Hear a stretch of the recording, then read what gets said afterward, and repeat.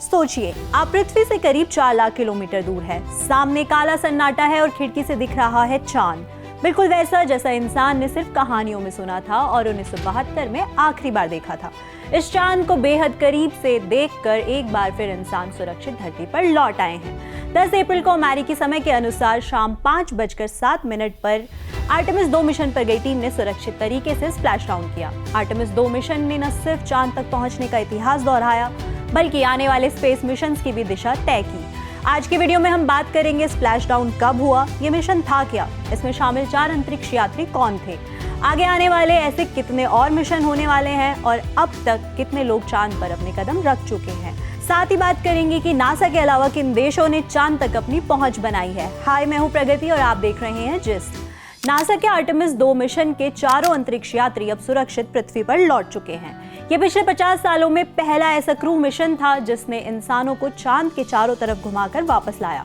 NASA का Orion spacecraft इस mission का मेन पार्ट था, जिसमें 4 अंतरिक्ष यात्री सवार थे, commander Reid Wiseman, pilot Victor Glover और मिशन स्पेशलिस्ट क्रिस्टीना कोच और जेरेमी हैंसन। ये टीम पैसिफिक महासागर में कैलिफोर्निया के सैन डिएगो के पास 10 अप्रैल 2026 को पैसिफिक टाइम के अनुसार शाम 5:07 पर सुरक्षित तरीके से स्प्लैश डाउन कर गई।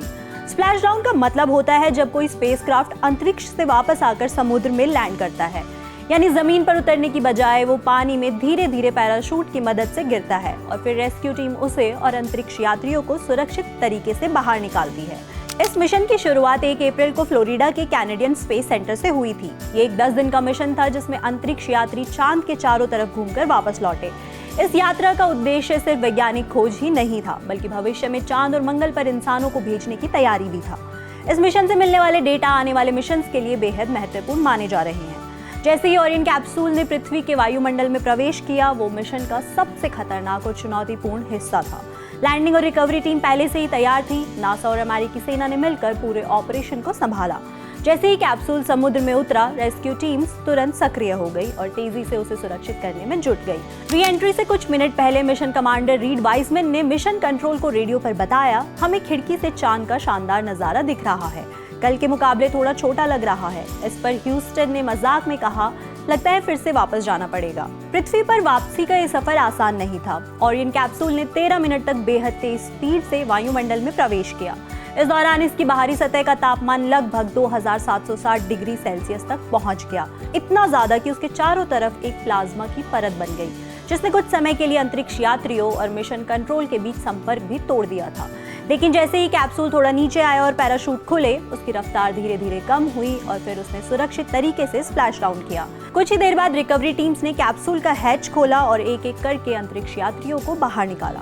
इस मिशन के जरिए ओरियन स्पेसक्राफ्ट की क्षमता का भी बड़ा परीक्षण हुआ। लॉकहीड मार्टिन द्वारा बनाए गए स्पेसक्राफ्ट ने साबित किया कि वो चांद से लौटते समय होने वाली अत्यधिक गर्मी और दबाव को झेल सकता है और ये फ्यूचर में होने वाले बड़े मिशन के लिए एक पॉजिटिव साइन है।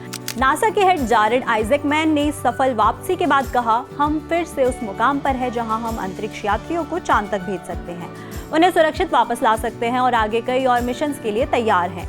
ये चारों अंतरिक्ष यात्री 1 हफ्ते पहले ही अपनी यात्रा पर निकले थे, लेकिन इस दौरान उन्होंने वो दूरी तय की जो 1972 के अपोलो मिशन के बाद किसी इंसान ने नहीं की थी। उन्होंने चांद के उस हिस्से के चारों तरफ यात्रा की जो पृथ्वी से दिखाई नहीं देता, यानी फार साइड ऑफ द मून। यहाँ उन्होंने कई टेक्नोलॉजीज का परीक्षण किया जो भविष्य के मिशंस में इस्तेमाल होंगी।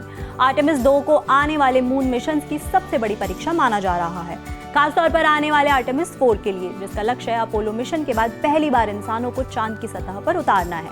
यानी ये मिशन एक तरह से रिहर्सल था ताकि अगली बार कोई गलती ना हो। आने वाले मिशन क्या है, इस पर बात करने से पहले जान लेते हैं कि इस मिशन से क्या डेटा मिला है और उसका इस्तेमाल कैसे किया जाएगा। अब इस मिशन से जो डेटा मिला है उस पर इंजीनियर्स बारीकी से काम करेंगे। सबसे ज्यादा ध्यान ओरियन कैप्सूल की हीट शील्ड पर होगा, क्योंकि जब स्पेसक्राफ्ट पृथ्वी के वायुमंडल में वापस आता है तो तापमान इतना बढ़ जाता है कि एक छोटी सी गलती भी जानलेवा हो सकती है। इसके अलावा नेविगेशन सिस्टम और लाइफ सपोर्ट टेक्नोलॉजी को भी परखा जाएगा।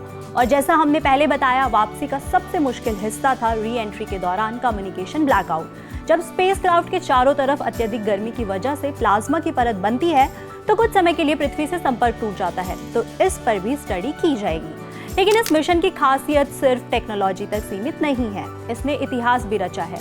इस पूरे सफर के दौरान अंतरिक्ष यात्रियों ने चांद की सतह को बहुत करीब से देखा और उसकी बारीकियों को विस्तार से बताया।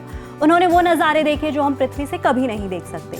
इतना ही नहीं, उन्होंने अंतरिक्ष में एक सोलर इक्लिप्स भी देखा। इस मिशन के कमांडर रीड वाइजमैन ने कहा, हम दिल से चाहते थे कि कुछ पल के लिए पूरी दुनिया रुक जाए और याद करे कि हमारा ग्रह कितना खूबसूरत है और ब्रह्मांड में कितनी खास जगह पर है। उन्होंने ये भी कहा कि हमें इस तोहफे को संजोकर रखना चाहिए। इस मिशन की एक दिलचस्प बात ये भी है कि हर सुबह नासा अंतरिक्ष यात्रियों के लिए गाना भेजता था ताकि उनका दिन एक पॉजिटिव नोट पर शुरू हो।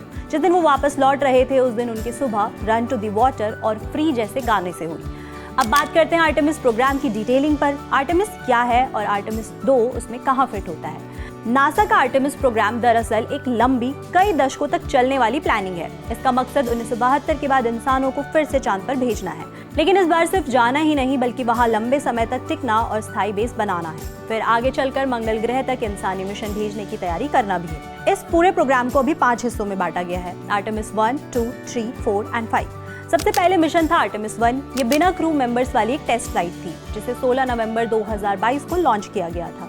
यह मिशन करीब 25 दिनों तक चला और इसमें ओरियन स्पेसक्राफ्ट को पृथ्वी की कक्षा में भेजा गया। इस मिशन का मकसद सिस्टम को टेस्ट करना था और वो जरूरी डेटा इकट्ठा करना था जो आगे आने वाले क्रू मिशंस के लिए बेहद अहम था। आर्टेमिस 1 की सफलता ने ही आर्टेमिस 2 के लिए रास्ता तैयार किया।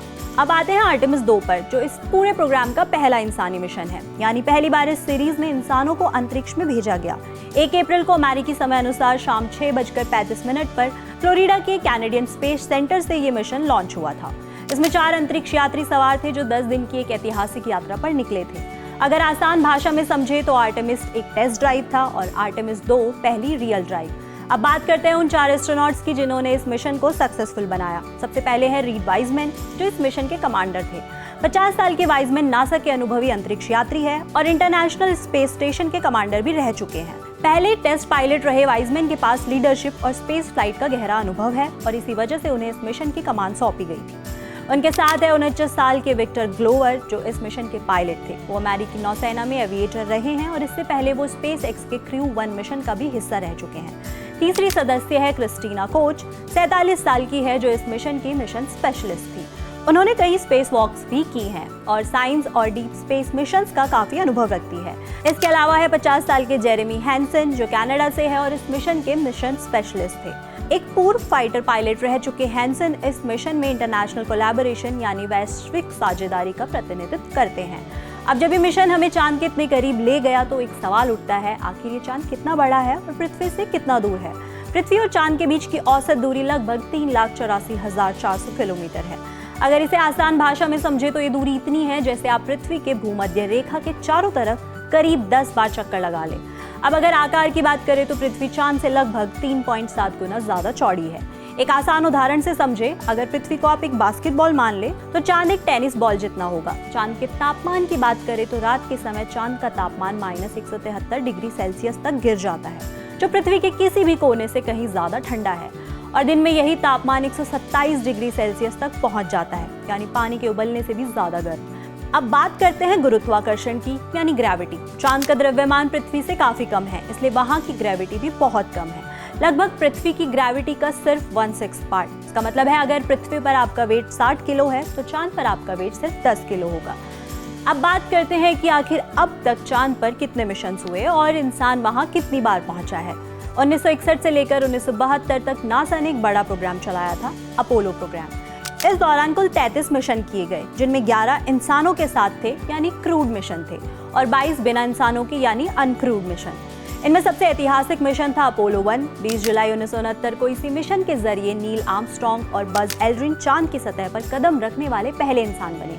इसके बाद भी 6 सफल मून लैंडिंग्स हुई, अपोलो 11, 12, 14, 15, 16 और 17।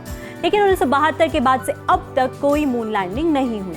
आखिरकार चांद पर चलने वाले अंतरिक्ष यात्री थे यूजीन कर्नान और हैरिसन स्किमिथ, जिन्होंने 14 दिसंबर 1972 को अपोलो 17 मिशन के दौरान अपनी आखिरी मून वॉक की। अब अपोलो और आर्टेमिस के बीच एक दिलचस्प कनेक्शन है। ग्रीक पौराणिक कथाओं में आर्टेमिस अपोलो की जुड़वा बहन है और चांद की देवी मानी जाती है। इसी वजह से नासा ने अपने नए प्रोग्राम का नाम आर्टेमिस रखा। नासा के अलावा दुनिया के कई देशों ने भी चांद तक पहुंचने की कोशिश की और उसमें सफलता भी हासिल की। 1966 में सोवियत संघ के ल्यूना 9 मिशन ने इतिहास रचा। जब उसने पहली बार चांद पर सॉफ्ट लैंडिंग की और वहां से तस्वीरें भेजी। उस समय अमेरिका और यूएसएसआर के बीच स्पेस रेस का बड़ा हिस्सा था। फिर 2019 में चाइना के चांगही 4 मिशन ने चांद पर सॉफ्ट लैंडिंग की और फिर 2023 में भारत के चंद्रयान 3 ने चांद के साउथ पोल के पास सफल सॉफ्ट लैंडिंग करके इतिहास रच दिया। भारत ऐसा करने वाला दुनिया का पहला देश बना। साउथ पोल इतना खास क्यों है? क्योंकि वहाँ ऐसे गहरे क्रेटर है जहाँ अरबों सालों से सूरज की रोशनी नहीं गई। वहाँ का तापमान -230 डिग्री सेल्सियस तक गिर सकता है।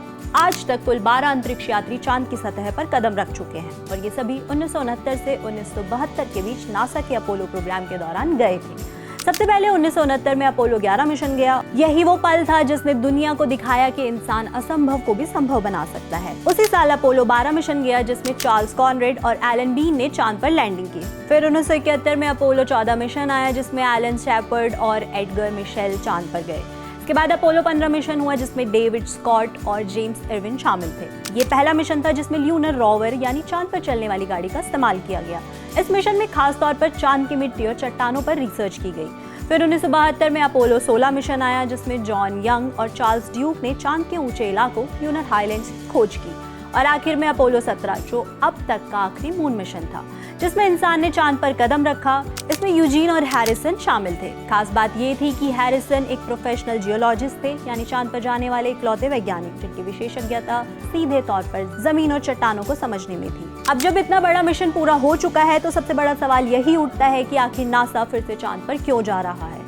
इसका जवाब सिर्फ एक्सप्लोरेशन नहीं है बल्कि एक बहुत बड़ा लॉन्ग टर्म विजन है। नासा का प्लान है कि चांद पर और उसके आसपास इंसानों की एक स्थायी मौजूदगी बनाई जाए, यानी सिर्फ जाना और वापस आना नहीं बल्कि वहां रहना, काम करना और रिसर्च करना। खास तौर पर चांद के साउथ पोल पर फोकस है क्योंकि वहां पानी बर्फ के रूप में मौजूद होने की संभावना है, यानी चांद भविष्य के स्पेस मिशंस के लिए एक बेस कैंप बन सकता है। यही वजह है कि चांद को मंगल तक पहुंचने की तैयारी का पहला कदम माना जा रहा है। अब आगे क्या? आर्टेमिस 2 के बाद अगला मिशन है आर्टेमिस 3 जो 2027 के लिए प्लान किया गया, लेकिन इसमें एक बड़ा बदलाव किया गया। पहले जहां इस मिशन का लक्ष्य चांद पर लैंडिंग था, अब इसे बदलकर लो अर्थ ऑर्बिट में टेस्ट मिशन बना दिया गया। इसके ओरियन स्पेसक्राफ्ट और प्राइवेट कंपनीज जैसे स्पेसएक्स और ब्लू ओरिजिन के लैंडर्स के बीच कोऑर्डिनेशन और सिस्टम को टेस्ट किया जाएगा। इसके बाद होगा आर्टेमिस 4 जो 2028 की शुरुआत में प्लान किया गया है।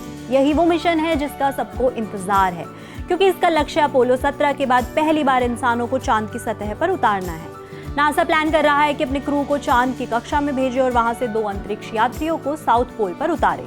फिर आता है आर्टेमिस 5 जिसके 2028 के आखिर तक होने की संभावना है। इस मिशन से एक ल्यूनर बेस बनाने की शुरुआत होगी। जाते जाते बात करते हैं मिशन के बड़े टेकअवेज की। सबसे पहले स्पेस में डाइवर्सिटी। आर्टेमिस 2 में क्रिस्टीना कोच पहली महिला बनी जो चांद के पास गई। विक्टर ग्लोवर पहले अफ्रीकी अमेरिकी अंतरिक्ष यात्री बने और जेरेमी हैंसन पहले नॉन अमेरिकन। दूसरा, डिस्टेंस रिकॉर्ड। इस मिशन ने इंसानों को अब तक की सबसे ज्यादा दूरी करीब 2.5 लाख मील तक पहुंचाया। तीसरा, अर्थसेट, एक ऐसी ऐतिहासिक तस्वीर जिसमें पृथ्वी चांद के पीछे ढलती हुई दिखी। चौथा, स्पेस में रेयर नजारे। पांचवा, मून की फार साइड तक पहुंचना। अब सवाल ये है कि क्या इंसान सच में अंतरिक्ष में अपनी स्थायी मौजूदगी बनाने की दिशा में पहला ठोस कदम उठा चुके हैं? आप इस पर क्या राय रखते हैं? कमेंट बॉक्स में बताएं और देखते रहें जिस्ट।